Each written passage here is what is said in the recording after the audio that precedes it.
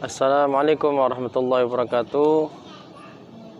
Nahmaduhu wa nusalli wa nusallimu ala rasulihil karim wa ala alihi wa sahbihi ajma'in, amma ba'd. Subhanaka la ilma lana illa ma 'allamtana innaka antal alimul hakim. Qala rabbi shrah li sadri wa yassir li amri wahlul 'uqdatam min lisani yafqahu qawli. Pemirsa channel Kebun Surga yang dirahmati oleh Allah SWT, berjumpa kembali. Saat ini kita berada di alun-alun Kota Tegal, yang hari ini Allah Subhanahu wa Ta'ala telah memberikan kesempatan, kemudahan kepada kita untuk berada di alun-alun Kota Tegal. Dan alhamdulillah, puji syukur kehadirat Allah Subhanahu wa Ta'ala yang saat ini sudah membuka khususnya alun-alun Kota Tegal, yang tadinya Kota Tegal ini ditutup semua alun-alunnya, sekarang terbuka lagi, alhamdulillah. Hadirin pemirsa channel Kebun Surga yang dirahmati oleh Allah SWT, kembali lagi kita akan membahas kemarin lanjutan, yaitu mengenai hadas kecil ataupun sesuatu yang membatalkan wudhu. Perkara yang membatalkan wudhu diantaranya al-awwalu, yang pertama, khuruju syai'in minasabilaini, keluarnya sesuatu dari dua jalan, salah satu dua jalan, yaitu mohon maaf kemaluan depan dan kemaluan belakang. Illal maniyi, kecuali air mani. Yang pertama adalah keluarnya sesuatu dari jalan depan ataupun belakang kecuali air mani. Apabila seseorang baik laki-laki maupun perempuan dalam keadaan suci lalu dia keluar dari alat kelaminnya bagian depan ataupun bagian belakang, semisal bagian depan dia keluar air mani, maka sesungguhnya wudhunya sesungguhnya dia dalam keadaan masih bersuci. Tetapi tatkala yang keluar selain dari mani, maka itulah adalah perkara yang membatalkan wudhu. Semisal kentut, semisal buang air kecil ataupun buang air besar, itu semua akan membatalkan wudhu kita. Lalu yang kedua, atsani zawalul aqli, yang kedua yaitu hilangnya akal. Hilangnya akal itu bisa dengan tidur atau juga termasuk penyakit ayan. Semisal hilangnya akal seseorang yang ketika itu punya penyakit ayan.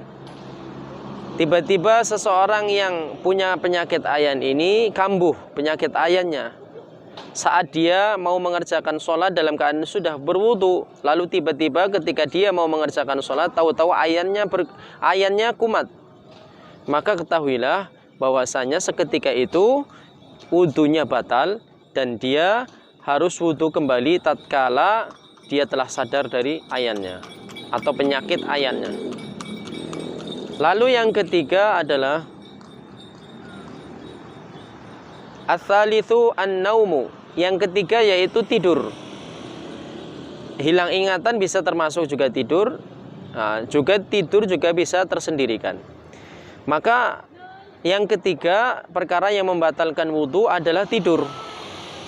Tidur yang bagaimana? Tidur yang tidak mumakinin, tidur yang tidak menetap.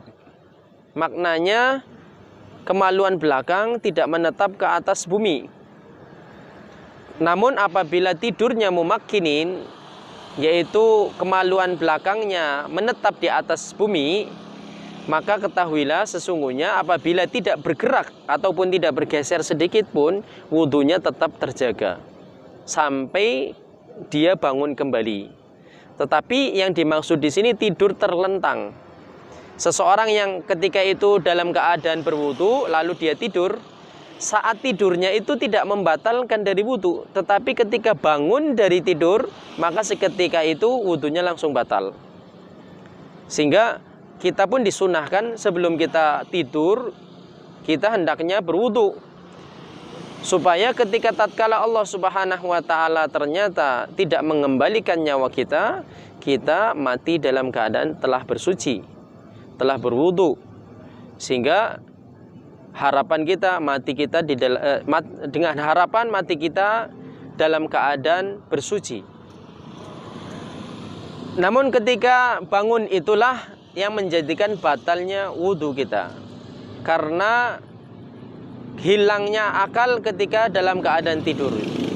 Lalu yang keempat yaitu ar-rabi'u lamsul mar'ati al-ajnabiyyati, yaitu menyentuh wanita lain. Wanita lain di sini adalah wanita yang bukan mahram. Contoh wanita yang bukan mahram, wanita orang lain, bukan dari keturunan rodho atau susuan, bukan juga sebab musaharah, mertua dan menantu. Nah, ini di luar ini, maka itulah wanita yang bukan mahram. Siapa saja contoh wanita yang mahram yang tidak menyebabkan batalnya wudhu kita? Di antaranya orang tua perempuan kita. Ketika contoh saya bersentuhan dengan orang tua perempuan saya, maka ketahuilah itu tidak membatalkan wudhu. Yang kedua, dari keluarga satu nasab, adik perempuan ataupun kakak perempuan. Ketika saya dalam keadaan berwudhu, lalu saya bersentuhan kulit, yang dimaksud ini adalah bersentuhan antara kulit dengan kulit. Ketika saya bersentuhan kulit dengan adik saya yang perempuan atau kakak saya yang perempuan, maka tidak membatalkan wudhu. Lalu siapa lagi yang termasuk mahram atau sesuatu wanita yang tidak boleh dinikahi, yaitu kakak dari ibu kita atau biasa yang dikenal bude. Ketika saya dalam keadaan berwudhu lalu saya menyentuh kulit bude saya atau kakak dari ibu saya, maka tidak membatalkan wudhu.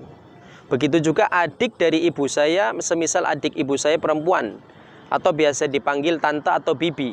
Ketika saya dalam keadaan berwudhu kemudian bersentuhan dengan bibi atau tante, maka sesungguhnya saya tidak batal.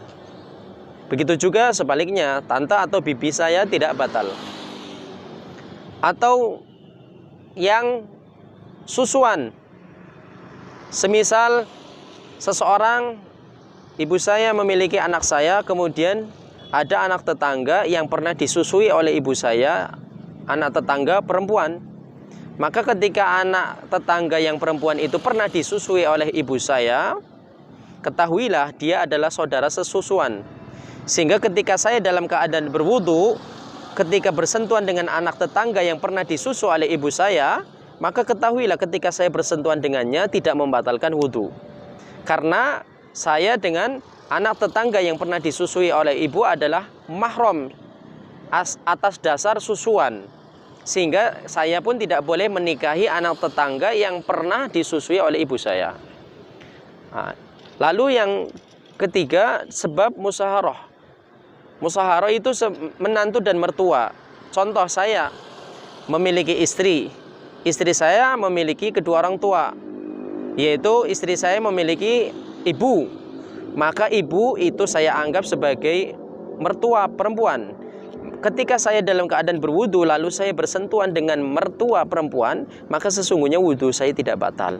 Nah, inilah wanita-wanita yang dianggap mahram. Begitu juga saudara ayah, baik kakak perempuan ayah ataupun adik perempuan ayah, maka ini ketika saya bersentuhan dengannya tidak membatalkan wudu.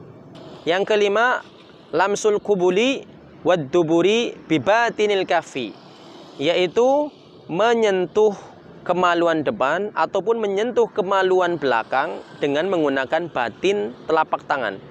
Jadi batin tangan itu, ini batin tangan. Nah, ini yang menyebabkan ketika memegang kemaluan bagian depan ataupun belakang tanpa adanya hail penghalang, maka ini bisa membatalkan wudhu kita. Nah, inilah namanya batin. Nah, gampangannya ketika kita menempelkan satu sama lain tangan, yang tidak kelihatan ini adalah batin. Sedangkan yang di luar ini yang kelihatan adalah zahir. Maka ketika yang di luar ini bersentuhan dengan kemaluan depan ataupun kemaluan belakang tanpa adanya hail penghalang, maka tidak membatalkan wudhu. Karena yang dimaksud di sini adalah bibatinil kafi, batinnya telapak tangan ini nih.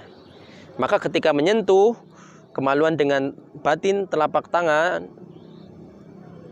maka wudhunya batal. baik kemaluan depan ataupun kemaluan belakang. Nah, inilah yang membatalkan wudhu, ada 5 perkara. Semoga ini bisa bermanfaat bagi pemirsa channel Kebun Surga yang dirahmati oleh Allah Subhanahu wa taala, dan khususnya bagi saya. Ada benarnya dari Allah Subhanahu wa taala, kekeliruannya dari saya mohon dimaafkan yang sebesar-besarnya. Wallahul muwaffiqu ila aqwamit thoriq. Assalamualaikum warahmatullahi wabarakatuh.